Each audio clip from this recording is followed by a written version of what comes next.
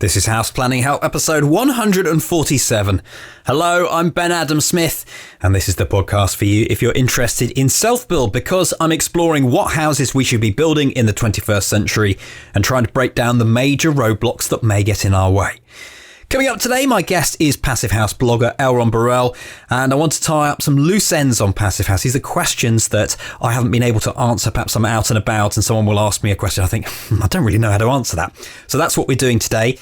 I'm also tinkering behind the scenes, as we love to do at House Planning Help. I've invested in a new piece of software, which hopefully, if you're one of our email subscribers, will mean that I can serve your individual needs better. As with all these things, it takes a little bit of time to get working 100%. The idea being that, let's say you're on our email newsletter where we try and tell you about podcasts that are coming up, or there's a video how-to or something, or maybe even a meetup, that we can put a link within that email saying, if you want to find out more about looking for a plot of land or whatever it might be, just click this link so that we know. And that means that if we have some useful information that we want to share with you, then we can do that. Or let's say it's something, maybe you live outside the UK and you don't want to hear about an event that's taking place in the UK. Well, we can make sure you don't get those emails. So if you're not signed up to our email newsletter, another thing that we have on there actually is that you can go through our Eco Design 101 e-course, which is about 10 emails at the moment. We'll probably increase those over time, taking you through some of the basics as I feel I have learned them. So try not to complicate things, plain English, it's going to be okay. And you have the option again to click, oh, I'd like to go through this, or actually I'm way past that, I don't need those emails. So if you're not signed up and you would like to be, houseplanninghelp.com/subscribe. And just remember, with all these things, you can unsubscribe, opt out whenever you like. It's this day and age, isn't it, that sometimes maybe you overcommit yourself to different emails that you think are interesting. And I know full well there comes a time where you just say, no, I've had enough of this one. So we don't take it personally. When you're ready to leave, that's fine. Just click unsubscribe and we won't make it difficult for you to leave. You can just go. My guest today has been on the podcast before, and I was just checking back. It was an episode that we did on the myths of Passivhaus and just busting some of those back in 2013. What, we haven't had Elrond Burrell on since 2013. That is scandalous. So we're well overdue. And actually, this is quite good. Not only am I going to fire some questions at him about Passivhaus, things that I think I should be able to answer better, but he's got some big changes going on, exciting things as well, because he's moving back to New Zealand. So that's how we start out this conversation. I asked him how long he's been a UK architect. Well, I've been working in the UK for 18 years, but I didn't qualify. I didn't register as an architect for the first 3 years, I think, or 4 years maybe. And now you're turning around and heading home. So now I'm turning around and heading home, and I'll have to rethink all that again, because I won't be a registered architect in New Zealand, of course. Oh, no. Oh. But they've got, I can use my UK experience and some other experience in New Zealand, and I'll get myself re-registered fairly swiftly. If it's any help, I can write you a reference. Thank you very much. I'm not sure the registration board would be so interested.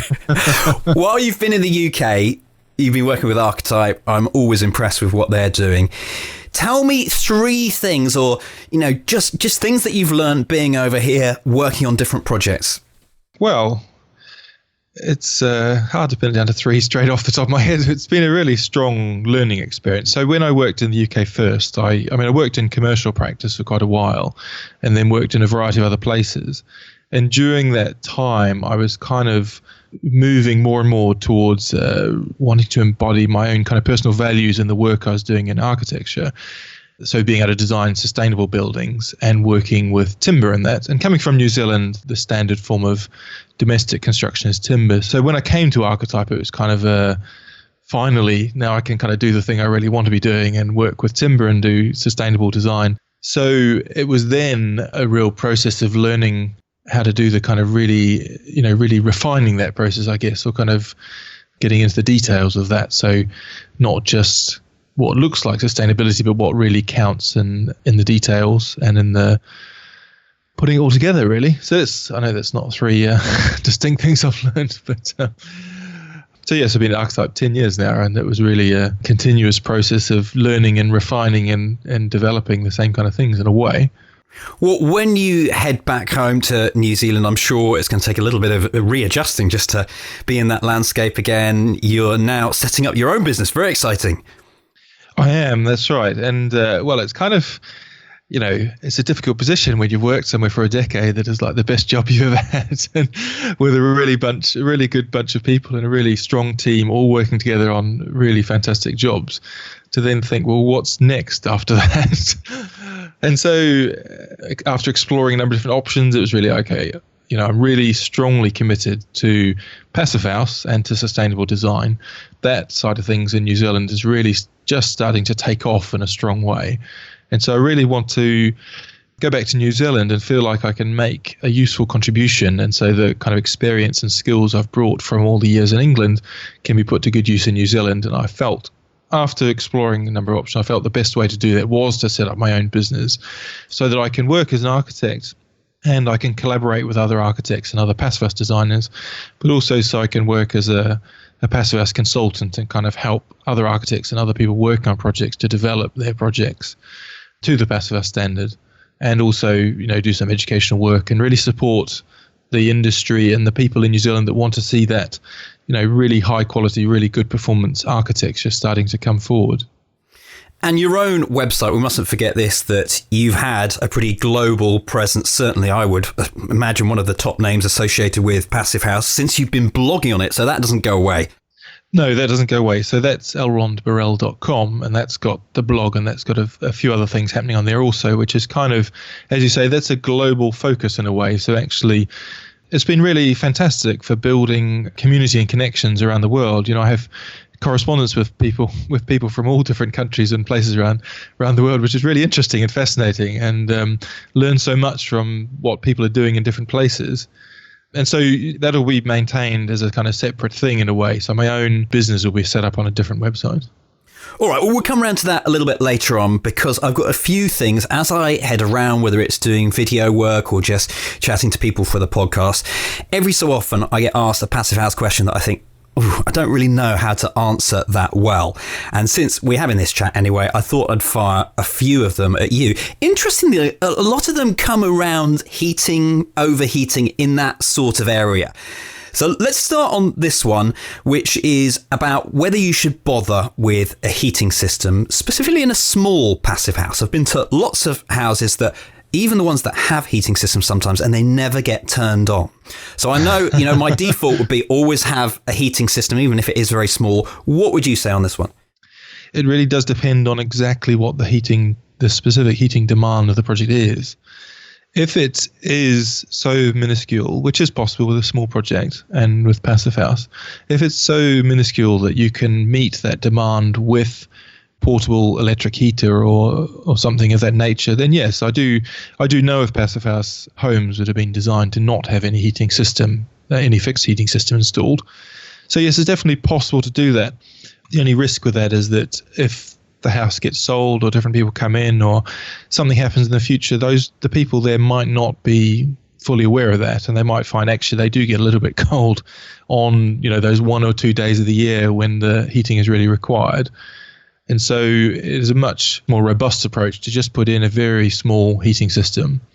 I mean, in the UK, we tend to heat with gas, typically in a boiler, and other places where renewable energy is more part of the mainstream power supply, then using electric heating of things is much more efficient in that way.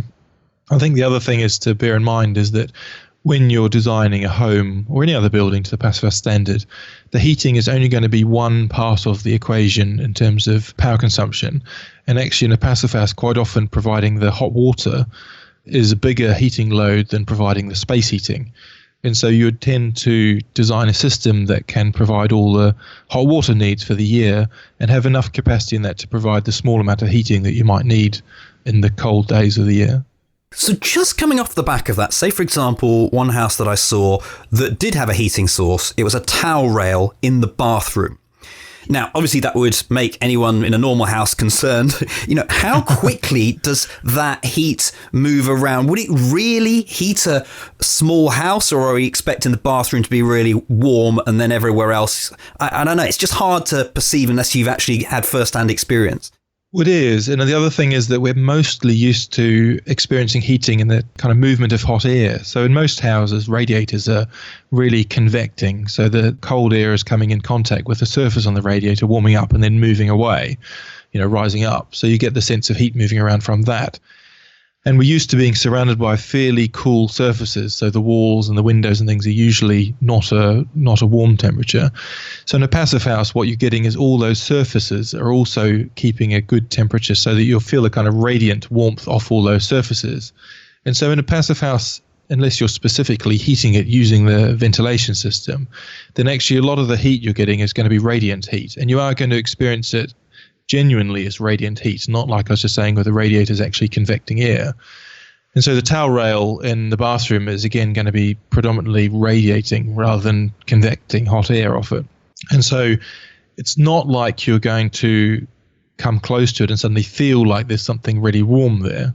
I mean, you may notice it if there's a bit of contrast, but for the most part, what will happen is that if the house is a bit cool and then the heating is switched on, so the towel rail's on, then it's just going to radiate out and just warm up things a little bit, and the surfaces around you are going to feel relatively warm also.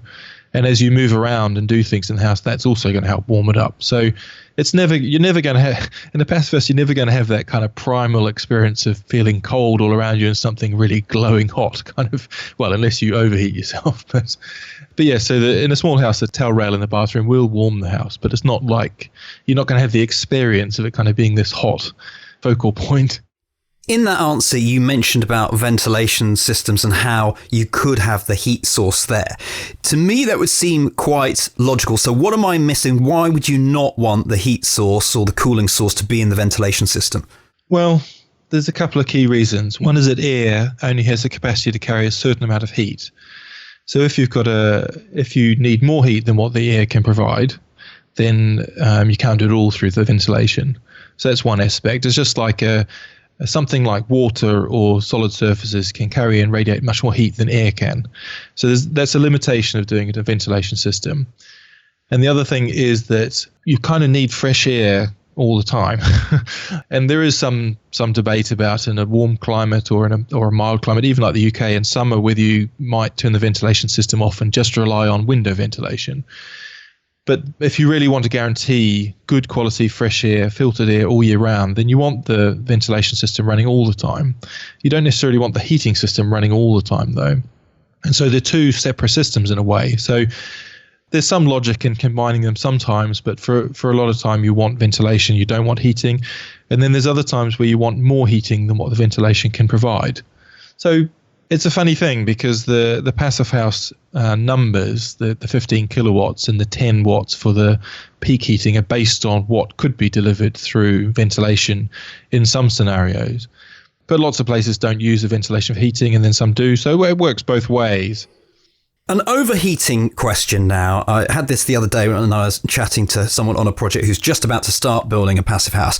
And they were saying, I really wanted to have some sort of cooling system integrated into the house. Now, I understand, obviously, you've got the fabric, that all works, it's going to keep the cool in. But can you actually cool it, or is it just going to almost normalize the temperature to 21 degrees or whatever your passive state is?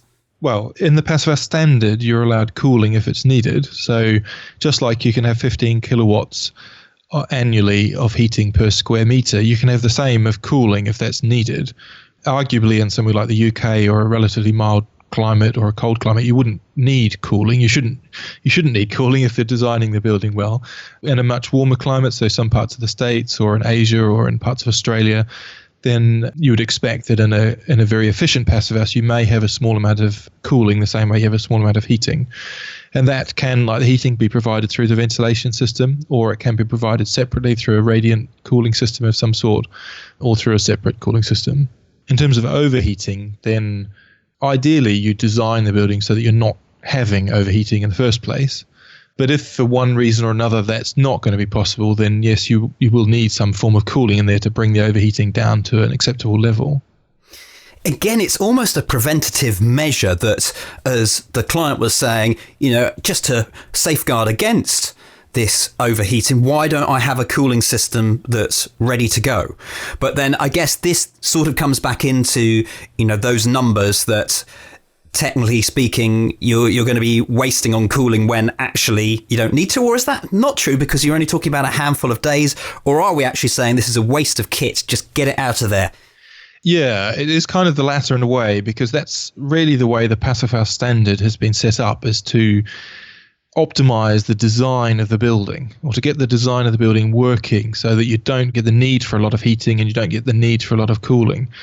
So that's the ideal way to design it, so you don't need that.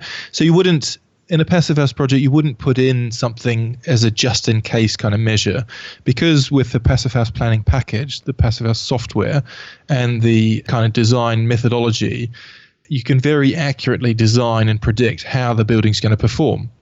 You can't account for all kind of human behavior or all kind of eventualities about how people might use the building, but the amount that the people using the building influences is relatively minor when you design the building to perform to a very high standard. So, yeah, you shouldn't be putting in stuff just for the eventuality that it might be needed. And you should be designing it to get it so you don't have that need. And you should, you can look at all the evidence, and you can go and visit some other Passivhauses. You can get a sense of how they do perform and be reassured that you wouldn't need something that, if the modeling shows you don't need it, then you're really not likely to ever need it. Is that answering the question? I think so. Quite a few that I've seen recently have had mechanical blinds as another example. And I know that obviously what we've been talking about, trying to design out some of these dependencies. The reason they have mechanical blinds, though, is sometimes for control, just to make sure that they've got that extra bit of control. So where do you stand on this one? Yeah, mechanical blinds have been more common in Europe than in England. So we haven't seen them much here. And then I've seen them used in the States a number of times as well. I think if people want a sense of control like you're referring to there, then that's good. People should have that. I think there's just a little bit of reluctance about adding in things that might possibly go wrong at a later stage. So if you put mechanical blinds on the outside of the building, then obviously they're accessible and you can reach them and fix them if something goes wrong. If you build them, as some people do, you can build them in between the glass and the window. Then it's quite an expensive operation and quite a lot of work involved if you want to replace them when something goes wrong later. So it's not something specific to Passivhaus, but it's more the approach a lot of people that come to Passivhaus want to take, is really simplification and trying to avoid moving parts and things that might go wrong at a later stage. I think people that are interested in that, though, have got a very good point, in that it is important that people feel that they are in control of their environment and they can modify and change things if they want to. And people shouldn't feel that their house or the building they're living in or working in is some kind of special, pristine thing that they're not allowed to touch or interact with or anything like that. So if people have got a really strong desire to have mechanical blinds, then yeah, go for it. I think it's no problem with that. I mean, the power consumption and how they get detailed and built into the building all need to be taken account of course. So if they're causing cold bridging or if they're adding additional power consumption, all that needs to be accounted for in the Passivhaus modeling. So it does, you can't cheat it. You can't cheat it. No, that's right. Just going back to the previous thing, the other thing which kind of relates to that a little bit is that the whole attitude about, or the whole concern about just chucking some extra kit in, so it's just like, well, it might get a bit hot, so let's put some cooling in. It's kind of why the industry is in a bit of a mess in a lot of other ways, and why there is the performance gap. And so this is, what the whole way Passivhaus has been set up, is to eliminate the performance gap and say, what do we need to check in the design stage and what do we need to make sure is built right? And then how do we model that in an accurate way so we know when we're handing a building over to a client, we can say to them, with a really good degree of confidence that actually your building will consume about this much energy if you want to keep it at this level of comfort and this level of, kind of pleasant environment to be in, as opposed to kind of typical buildings these days, which architects and people working on them wouldn't really want to predict exactly what they're going to use because nobody's got a very good idea. They're not able to model it accurately, and then people put in extra kit just in the off chance it might be needed at some stage, and then they find, oh, well, it's there, so why not use it? And then suddenly they're using far more power than they expected to. I think that's a really important point to make and to underline, so thank you for coming back on that. Just one more question, really, and this is a little bit on adaptive comfort. And I don't know whether this is somewhat in the design, say, for example, if you like it cooler in the bedrooms, should you just have them downstairs and the living space upstairs? How adaptive can you get around the house? If I want it cooler in the front room than the back room, is it going to happen? I mean, most of the people that I speak to who live in passive house don't even mention it. They don't say they have a problem unless it's in the ones that have overheated. And actually, no, I'm going to have one more question after this. But okay. That comes down to a couple of things. As one is, like you're mentioning there, the design of the building, so where you put bedrooms and other rooms. So if people have got a particular preference, then upstairs rooms or rooms that have got west-facing glazing or south-facing in the northern hemisphere and north-facing in the southern hemisphere are likely to get more heat gain from the sun. So they're likely to be warmer anyway. And the upstairs one is, with just any of the warm air moving upstairs is going to make the upstairs a little bit warmer than downstairs. And the other one kind of goes back to one of your earlier questions, really, is that if you're heating by the air, then wherever the ventilation air is being delivered is going to be warmer than where it's being extracted from. So, and this is, again, one of the reasons why you might not do heating through the ventilation, because you would want to have fresh air being delivered to your bedrooms, because you spend, 8 hours or so in a bedroom sleeping and you want to have good, clean air there. But you don't necessarily want the heating coming to the bedroom, because you might want the heating during the day and you're not in the bedroom. And during the night time when you're sleeping, you probably don't want the heating there because you want a slightly cooler bedroom. Typically people prefer a slightly cooler bedroom to sleep in. And so if you don't heat through the ventilation and you provide some radiant heat source, whether it's underfloor or radiators or the towel rail or that kind of thing, then you can locate those in the areas that might be where you would want to feel slightly warmer. My final question is an overheating question. I've visited quite a few passive houses and the vast majority absolutely fine. The one or two that have overheated, I've just been suspect of the design. And one particular case, it came down to this idea that it was a small house that was being, perhaps a social house, over occupied. So say, for example, there were 10 people in a house designed for 2. So right. Is that an issue? Is there ever any way around that? If your house has been designed for a certain amount of people, and we're talking, again, really small houses here, and you have more people, is there any way around that, or are you just stuck with the problem? Well, there's a couple of ways around that, really. Firstly, to certify something to meet the International Passivhaus Standard, there are some fixed criteria that must be used in the modelling to check it. So for certification purposes, they do use fixed occupancy. So that's like saying there's a fixed number of people in the building. So it's, one person per 30 square meters approximately. Or I can't remember if it's 30 or 35. But that basically says that regardless of what you're designing for on day one, in the long term, it's going to probably be changed. The people who live here now might be different people in the future, what have you. So there needs to be some kind of consistency about how you model the number of people that are going to be in a building. And that's just the approach the Passivhaus Institute has taken on that. It could be, there's other ways of doing that, but that's the approach they've taken on it. So for certification purposes, that is just a consistent approach. That's not to say that that's absolutely right or the only way things work, of course. It's just you need some consistency when you're certifying different buildings and being able to compare them. However, when you've got a situation where it's going to be different, so it could be something that either culturally or socially or otherwise means there's more people in the house, or it could be that the opposite of that is where people are wealthy and they want to have a big house and they don't have many people living in it, then you're getting very little heat gain from the people because there's much less than, much more space per person in the house. So in both those situations, for certification purposes, you still need to meet the criteria for the Passivhaus standard. But for designing it for a robust solution, you need to look at other options. And so using the Passivhaus planning package, you can put in there the specific details of what the occupancy of the building is going to be. So if you know that in the house it's not going to be 2 parents and 2 kids, it's actually going to be, 2 parents, 4 kids, and 2 grandparents or something like that. And a dog. And a dog, yeah, definitely take. Yeah, dogs do give off a lot of heat. Actually, a big dog is about the equivalent of an adult human. So yes, so you can put in the design modeling. You can put in what that actually is and check what the result of that is.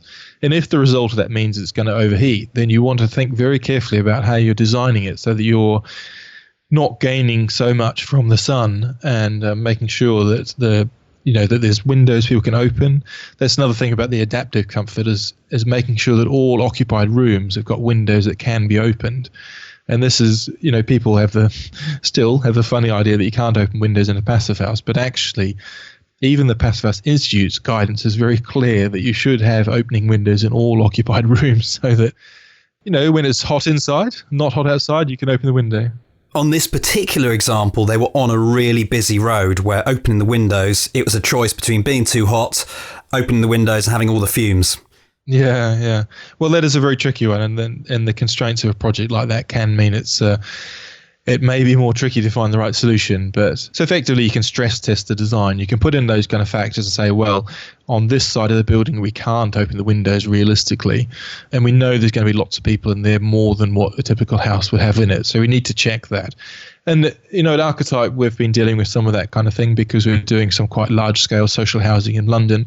And in some situations there, they've got lovely views out. And so you kind of want to make use of all that view, but then they're right next to a train line. And so, the train lines in London tend to move around quite a lot of stock at night. So although they're not moving passengers around, they're moving heavy stuff, which is quite noisy on the train line. So you're probably not going to want to sleep with your windows open next to that.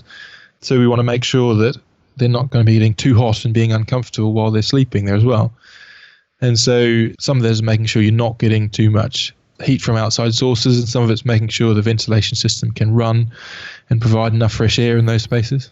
Let's round this off. We started talking about you heading back to New Zealand and also your website, elrondburrell.com. So you've introduced a new service called, are we saying feasibility or pH-ability? Yeah, it's just feasibility. It's just one of those little plays on things, using a pH for Passivhaus, obviously for a Passivhaus feasibility. One of the things I was kind of aware of in the industry and people's uptake of Passivhaus is that there is a perception that potentially if you're employing a Passivhaus designer, either as a self-build client, if you're going to build your own house, you're going to design and build your own house, or if you're an architect working for clients and they want Passivhaus, but you've got no experience of it. In both those scenarios, the kind of initial thought is, well, do I need to employ a whole nother professional and get them involved all the way through? And what if it then doesn't even meet the Passivhaus standard, even though I've employed this person, but our design or our constraints mean we're not going to go quite that far?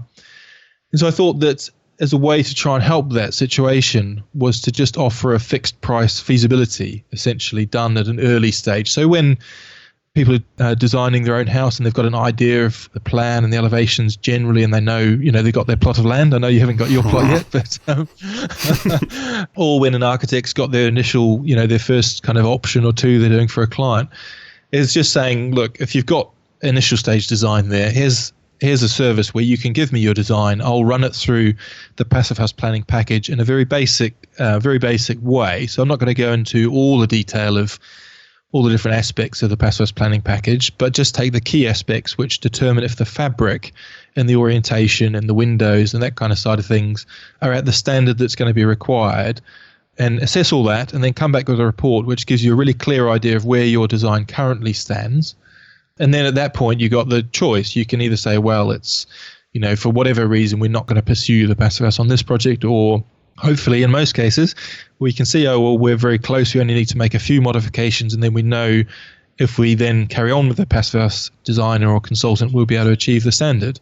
Is that something that you might do from time to time, be able to continue on this service, or are you going to say, I know someone who can help you, or how might that work? Yeah, well, that's the option there, really, because obviously, if I've done that service for somebody, I'd love to carry on and complete it with them. However, depending on where they are around the world, they may prefer to work with someone that's more local to them, that can meet with them in person. I mean, it's all easy these days to work on Skype and, using Google Docs and what have you. So everything can be done online. But sometimes it's nice to work with somebody closer to you, and if you've got that report and it's within good striking distance of achieving Passivhaus, maybe you'd then make the decision and take your report and go to a local Passivhaus designer and say, look, we've had this report done, we want to go forward with it Passivhaus now, we've got confidence that we know we can, and involve somebody more local. So there's no kind of obligation to carry on working with me after that, but it's there as an opportunity if people want to. Finally, then, maybe you could just tell me about your website in terms of, have there been any things that have surprised you while you've been blogging about Passivhaus, or any things that just people aren't understanding? I guess the thing that's been very satisfying, which I wasn't sure was going to be the case or not, is that it's been quite evergreen, and that some of the older posts have come back and people have been sending them around and sharing them.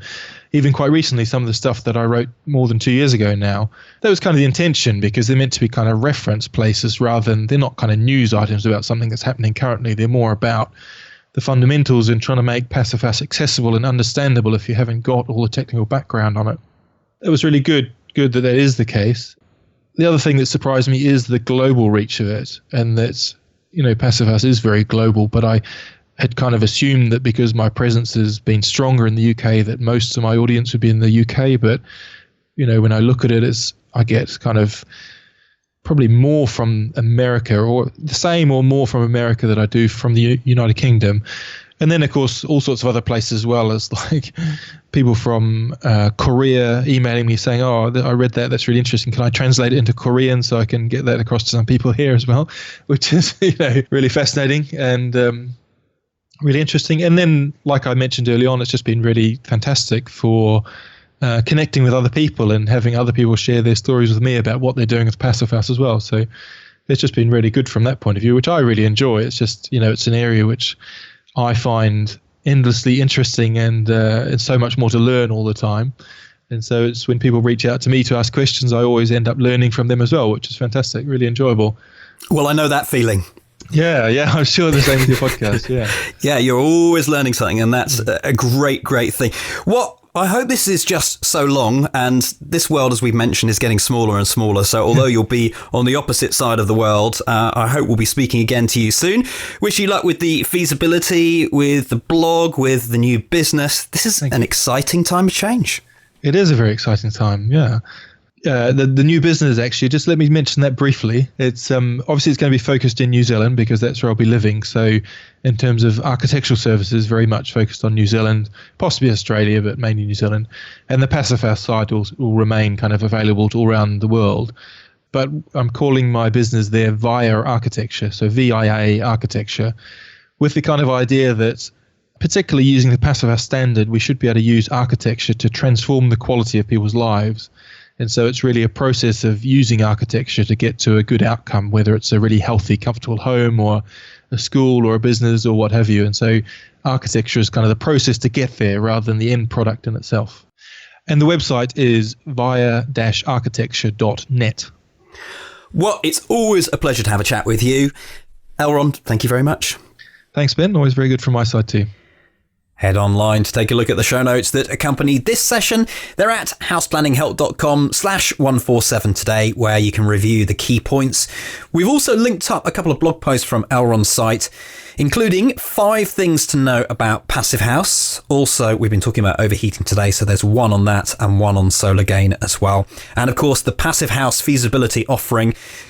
A chance as well to get £200 off if you're listening at the time that we release this podcast in September or October 2016, because there's a special offer. We'll put details into today's show notes. Once again, houseplanninghelp.com/147. My call to action today is to check out what's on offer in the hub. It's been going 1 year now. Isn't that amazing?